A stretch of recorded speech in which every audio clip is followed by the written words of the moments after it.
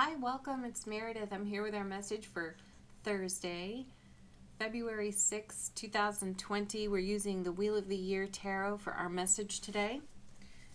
Our card from the bottom of the deck, the potential theme in the day. The beautiful High Priestess. Look at her. Keeper of spiritual wisdom from beyond the veil.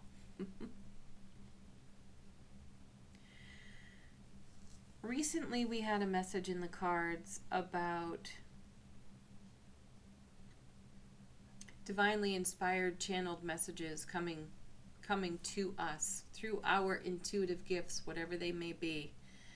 And I feel an energy of incubation on this card in relationship to those intuitive channeled messages. One of the messages of the High Priestess is discretion. She doesn't share anything before it's time. It must be really ripe and ready for that present moment. And this is the feeling I have of any of those potential channeled messages and signs or symbols that we've been receiving. We're sitting on them. We are in contemplation with them. We are in consideration of how to invest the energies of the messages we've received. And the High Priestess truly represents that for us today. She reminds us to stay present with those messages, the ones we've already received, the ones that are incoming, and to consider how, of course, they contribute to our fulfillment, our happiness and our fulfillment. And then the Ace of Wands, a divine and cosmic gift of pure divine light shining into our life. This is a card, as I see it today, really lighting up our intuitive gifts. There's a lot of creative fire and passion on this card. Fresh new beginnings too, though I feel it's the light here at the end of the wand, at the top of the wand, that is brilliantly clarifying our intuitive messages. And what are we doing with those? We have two cards in the next position. The first is the Four of Wands, and with it the Five of Wands. Wow, that's intense energy right there. So the Four of Wands, as you know, is considered a portal card. It's also called the 1111 card. So it's the happiest in the minor suit of tarot. So all that you would feel, experience, and celebrate in the sun from the major arcana, you have here in the Four of Wands. So there's connection and love and happiness and stability, happy homes, happy families. Pardon. And right alongside that, the Five of Wands, which is a card of debate and egos rising to sort of thwart this over here. So we have the High Priestess, the Ace of Wands, the Four of Wands, and then the Five of Wands, which is a great representation of how we can talk ourselves out of this beautiful energy here, because prior experience says you've got a bad case of the other shoe drop-itis, meaning this feels so good, this feels so right. The moment I relax into it, something will happen that is unfavorable. So the five becomes the inner debate, the challenge, and the challenge is to overcome that kind of belief system programming thinking. And how do we do that? We continue to look into what this brilliant, clear, divine light is showing us.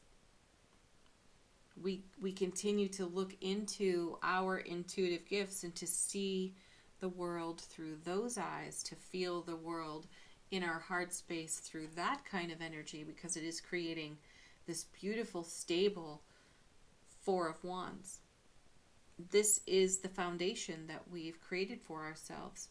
And this here is how we talk ourselves out of fully celebrating, living, and realizing that energy. So this is an inner debate, and it is, in hindsight, on the other side of it, you will see that it has been a fruitless, expensive energy.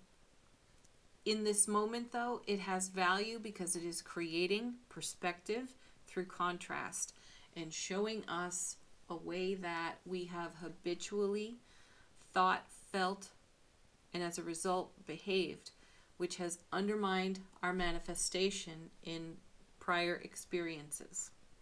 Coming with this, a revisit from the Page of Swords. Perfect.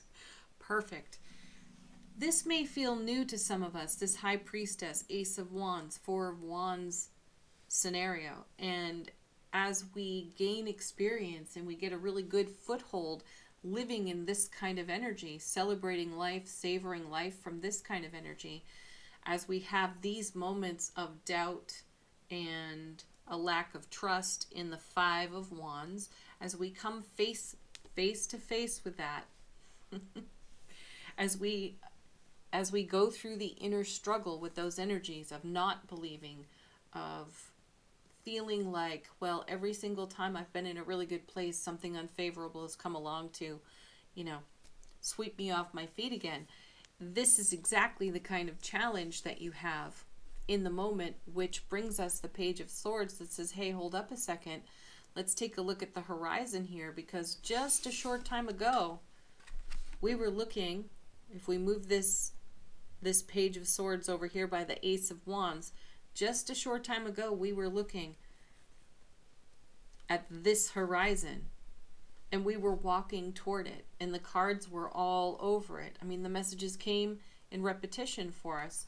So to briefly revisit a little bit of doubt, a little bit of lack of trust, will have us moving this page in again and looking at this horizon from a whole different perspective. And we'll be reminding ourselves of these beautiful channeled messages, this clear divine light that was illuminating its brilliance into our world and showing us something different that we went for, that we constructed a beautiful life experience upon, on that kind of foundation, Four of Wands. So come back to this. Allow the High Priestess, allow the Page of Swords to refocus your spiritual vision, the dream you have for yourself, the dream you are now living here on this Four of Wands type of foundation, that kind of happiness. That's the new normal. And the Five of Wands is such a brief ego moment. So as I said just a short time ago, the Five of Wands will become, in hindsight, recognition of a fruitless, expensive energy. Though you'll be glad for it because you reconnected to your spiritual vision, High Priestess, and you started looking toward this kind of horizon again, and you know that you're going to, on an infinity loop, continue to create this type of experience. Yes, you will be visited by your ego thoughts and, prior experience in life and memories of times that were less than favorable, but these are brief moments, and they're showing up to be loved into wholeness, not to be resisted, and not to be an indication that this is somehow an illusion.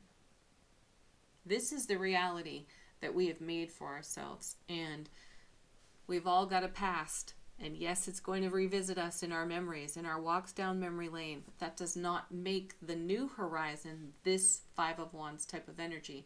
It's really an invitation to love ourselves more, not less. So what is the Page of Swords really looking at right now?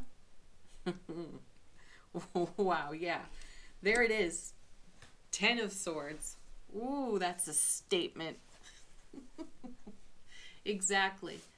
It's the Five of Wands having us look at some of the lessons learned the hard way, though incredibly valuable wisdom and experience has come from that. So the Page of Swords is going to take a look at, it's almost as though he's looking through the spyglass at hindsight itself. And hindsight is the Ten of Swords. It's every life lesson, good, bad, and ugly, right there on one card.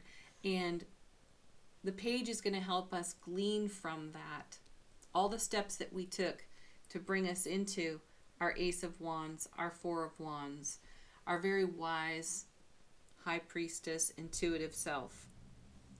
So we'll keep coming back around to this. It's a great exercise, actually. You know, you could challenge yourself, too, with these cards. Challenge yourself to think about a time in your life that was really difficult and do a bit of a comparison from then to now. Page of Swords, hindsight, staring at 10 swords. Yeah. Do a comparison. That will lift your spirits. That will bring you the Ace of Wands type of energy. It'll really bring it into focus, and that brilliant clarity will reveal itself in the Four of Wands experience that you are now having.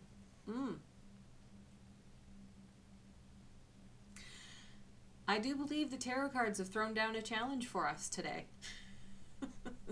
Do you accept? I do. I do. All right, let's go to Angel Answers. If you've got a question, ask it. See what the cards have to say. Allow them to confirm for you, or be a fresh message.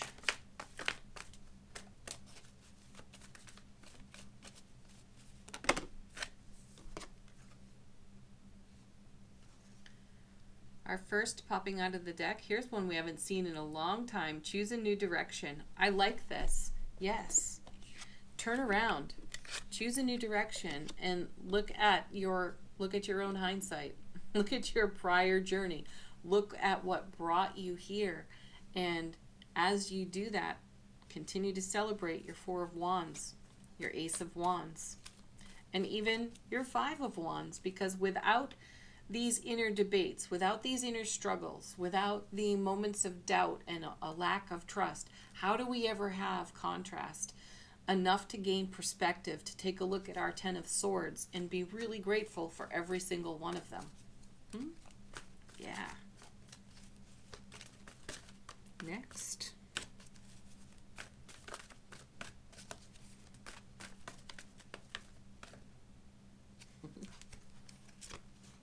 I love that this card keeps showing up for us. No need to worry. None at all. You've got a great foundation. You've come a long way, baby. Wasn't that like a cigarette commercial at some point? No need to worry, though. For real. It's really an opportunity to celebrate here.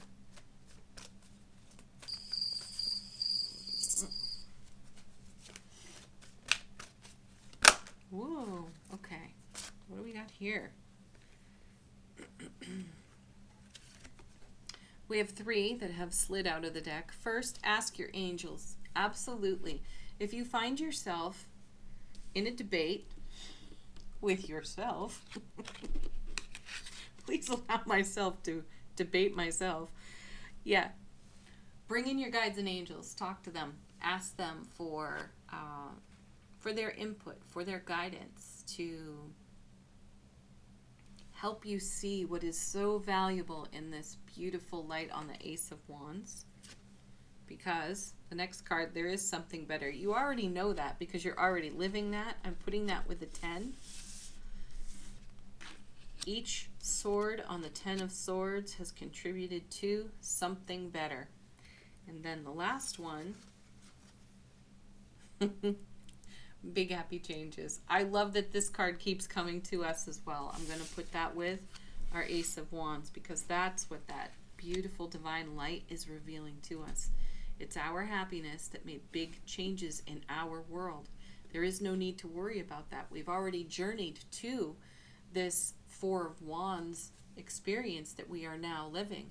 And the Five of Wands becomes believe it or not, our appreciation for it, along with the Ten of Swords. Beautiful. All right, affirmation card from the universe has your back.